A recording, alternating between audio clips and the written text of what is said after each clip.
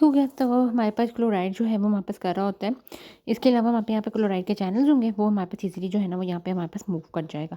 इसके अलावा हम कहते हैं हमारे पास जो है ना वो सोडियम हमारे पास क्या है वो करता है कि हमारे पास अ, हाइड्रोजन के साथ हमारे पास इन कॉन्जुगेशन विद द हाइड्रोजन हमारे पास काम करेगा और हमारे पास क्या-क्या करेगा कि ये हमारे पे यहाँ पे काउंटर ट्रांसपोर्ट होगी, ठीक है ना? ये देखो कि हमारे पास क्या होगा कि इस तरीके के हमारे पे यहाँ पे जो है ना वो सोडियम अटैच हो गया और यहाँ पर हमारे पास जो है ना वो हाइड्रोजन अटैच हो गया। अब हमारे पास क्या होगा कि ये फिर हमारे पास स्विच कर जाएँगे। इस वजह से हमारे पास जो सोडियम होगा वो अंदर आ जाएगा और हाइड्रोजन हमारे पास जो है ना वो क्या करेगा बाहर निकल जाएगा।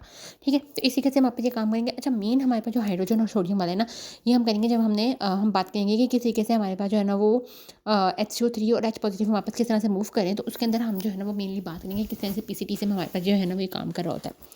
अच्छा, ठीक है। फिर हम जब कहते हैं कि हमारे पास जो है वो हमारे पास ये अगर मैं पूरा नेफ्रॉन बना दूँ एक, पता नहीं क्या ही बन गया है। ठीक हो गया। तो हमारे पास जब पीसीटी है तो हम कहते हैं हमारे पास पीसीटी से जब सारे हमारे पास सोल्यूट जो हैं वो हमारे पास रीअब्सॉर्ब होते जाएँगे।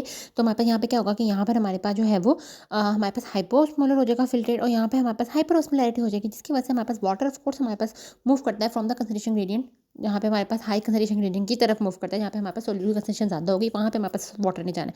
सो वाटर भी हमारे पास अलोंग हम कहते हैं कि हमारे पास मूव करेगा। ठीक हो गया। और इसके साथ हमारे पास क्या होंगे कि जब हमारे पास वाटर मूव करेगा तो ये हमारे पास काफ़ी सारे जो है ना वो हमारे पास इन बिटवीन द सेल, यानी ये 2 सेल हैं तो इन बिटवीन द सेल हमारे पास जो है ना वाटर मूव करता है। तो ये क्या करता है कि साथ में हमारे पास डिफरेंट जो है ना छोटे-छोटे हमारे पास आयन्स हो गए, कैटायन या एनायन्स जो होंगे वो हमारे पास अपने साथ ले जाता है। तो इस प्रोसेस को, इस होल प्रोसेस को हम क्या कह रहे हैं? इस होल प्रोसेस को हम कह रहे हैं सॉल्वेंट ड्रैग। यानी हमारे पास क्या है? यानी solvent is a water which drags all the cation and anion along with it toward the higher solute concentration. So it is also a way of reabsorption of the solutes. ठीक है, which is very important. Although it plays a minor role but it is very important. ठीक है, तो हम कहते हैं कि यहाँ पे हमारे पास मेनली क्लोराइड हो गया या पोटाशियम हो गया, डिफरेंट हमारे पास जो सोल्यूट्स हैं वो रिएब्सॉर्ब के थ्रू हो जाते हैं। इसके अलावा हम कहते हैं हमारे पास जो पीसीटी हो गया, उसमें हम कहते हैं हमारे पास जो डिफरेंट हैं प्रोटॉन्स वो हमारे पास सिक्रीट हो रहे होते हैं, जैसे ड्रग्स हो गया। तो वो हमारे पास क्या मतलब सिक्रीट का मतलब क्या है कि वो हमारे पास सेल से ल्यूमिन की तरफ आ रहे हैं।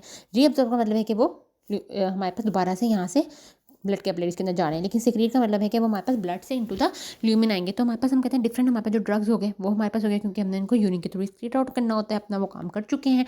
ऑर्गेनिक एसिड्स हो गए, डिफरेंट ऑर्गेनिक बेसिस होगी, पैरामाइनो प्यूरिक एसिड। ठीक है, ये हमारे पास जो है ना वो ये हो गया। हम कहते हैं कि ये हमारे पास एक इंपॉर्टेंट मार्कर है, इसको हम यूज़ कर रहे होते हैं to measure the linear blood flow. इसके अलावा बाइल सॉल्ट्स हो गए, ऑक्सलेट्स हो गए, यूरेट्स हो गए, कैटाकोलामाइंस हो गए, मेटाबोलाइट्स वगैरह हो गए। ये सारे हमारे पास क्या होते हैं कि हमारे पास स्क्रीट आउट हो रहे होते हैं। इसके अलावा हम कहते हैं हमारे पास हमें पहले ही पढ़ा गया एक्टिव ट्रांसपोर्ट के हमारे पास 3 तरह की होती हैं, प्राइमरी, सेकेंडरी और पिनोसाइटोसिस भी होती है। पिनोसाइटोसिस में हमारे पास क्या होता है कि जो लो मॉलिक्यूलर हम कहते हैं हमारे पास वेट प्रोटीन्स होते हैं, वो इसके थ्रू हमारे पास जो है ना वो रीअब्सॉर्ब हो रहे होते हैं, जिसमें हमारे पास यहाँ पे क्या होता है कि यहाँ पे हमारे पास जो भी प्रोटीन है जिसको हमने रीअब्सॉर्ब करना है वो आके हमारे पास यहाँ पे अटैच हो जाएगा। अंदर हम कहते हैं हमारे पास यहाँ पे क्लेथरिन जो है वो प्रोटीन मॉलिक्यूल्स होते हैं, वो हमारे पास क्या करते हैं कि इसको इन्वेजिनेट कर लेते हैं इनसाइड और हमारे पास जो अंदर है वो एक वेसिकल बना लेते हैं और वो हमारे पास जो है वो उसको हम यूज़ कर लेते हैं। ठीक है, फिर हम कहते हैं कि हमारे पास पीसीटी के अंदर हम देख लेते हैं यहीं पे कि किस तरीके से हमारे पास HCO3 की रीअब्जॉर्प्शन किस तरह से हो रही होती है। अगर हम बात करें तो हमारे पास जो HCO3 है वो हमारे पास जीएफआर में फिल्ट्रेट के थ्रू हमारे पास यहाँ पर जो है ना वो HCO3 आ जाता है। ठीक हो गया। अब HCO3 जब हमारे पास आता है तो ये जो HCO3 है इट्स नॉट परमिएबल। ठीक है, ये हमारे पास सेल के अंदर नहीं जा सकता, इसकी परमिबिलिटी नहीं है।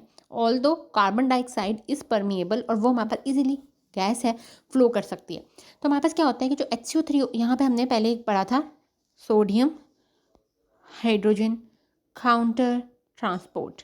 ठीक है, this counter transport uses the energy. ठीक है, जो कि हमारे पास कहाँ से बनी है, सोडियम पोटाशियम एटीपेज से। यहाँ पे भी सोडियम पोटाशियम एटीपेज होगा जो हमारे पास सोडियम को बाहर भेज रहा है। तो हमारे पास जो है वो सोडियम जो है वो डाउन द कंसंट्रेशन जाएगा, लेकिन H पॉजिटिव हमारे पास against the concentration by the secondary reactive process हमारे पास इनटू द ल्यूमेन सिक्रीट होगा।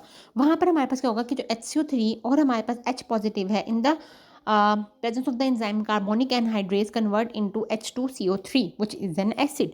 HCO3 is again broken into carbon dioxide and water by the presence of the enzyme carbonic anhydrase. ठीक है, अब ये हमारे पास क्योंकि वो HCO3 नहीं कर सकता था रीअब्जॉर्ब, लेकिन ये कार्बन डाइऑक्साइड क्या कर सकता है, रीअब्जॉर्ब हो सकता है। तो ये जो हमारे पास कार्बन डाइऑक्साइड है वो हमारे पास रीअब्जॉर्ब हो जाएगा, जो कि अगेन हमारे पास जो सेल्स के अंदर वाटर है वहाँ पर हमारे पास presence of the carbonic anhydrase enzyme H2CO3 बनाएगा। H2CO3 हमारे पास HCO3 अगेन और H पॉजिटिव बना देगा। अब ये जो हमारे पास HCO3 है ये क्या करेगा, ये अगेन हमारे पास सोडियम के साथ इसका हमारे पास जो है ना वो लाइक काउंटर ट्रांसपोर्ट ही होता है। इसमें हमारे पास ये काउंटर ट्रांसपोर्ट नहीं होता, सिम्पोर्टर होता है, यानी अलॉन्ग विद द सोडियम, यानी सोडियम भी हमारे पास बाहर चले जाएगा और HCO3 भी बाहर चले जाएगा। दोनों ही हमारे पास जो है ना वो ब्लड के अंदर चले जाएंगे। तो ये हम कहते हैं कि हमारे पास कोई भी नेट गेन नहीं है, कि ऐसा नहीं है कि यहाँ पर सिंथेसिस हुई है हमें कोई नया मॉलिक्यूल ऑफ HCO3 मिल गया। हम कहते हैं कि जो ये वाला जो मॉलिक्यूल था ना वही समझो कि बिलफर्स यहाँ पर आ गया है, ठीक है। और ये जो H पॉजिटिव यूज़ हुआ था ये कहीं एक्स्ट्रा यूज़ नहीं हुआ, जो यहाँ पे बन रहा है वही हमारे पास क्या हो गया, यूज़ हो रहा है। तो हम कहते हैं इस तरीके से हमारे पास जो है ना वो HCO3 की रीअब्जॉर्प्शन होती है। बड़ा इसका जो है ना वो मज़े का हमारे पास फिनोमेना। फिर हम कहते हैं हमारे पास एक और टर्म होती है जिसको हम कहते हैं हमारे पास ट्रांसपोर्ट मैक्सिमम।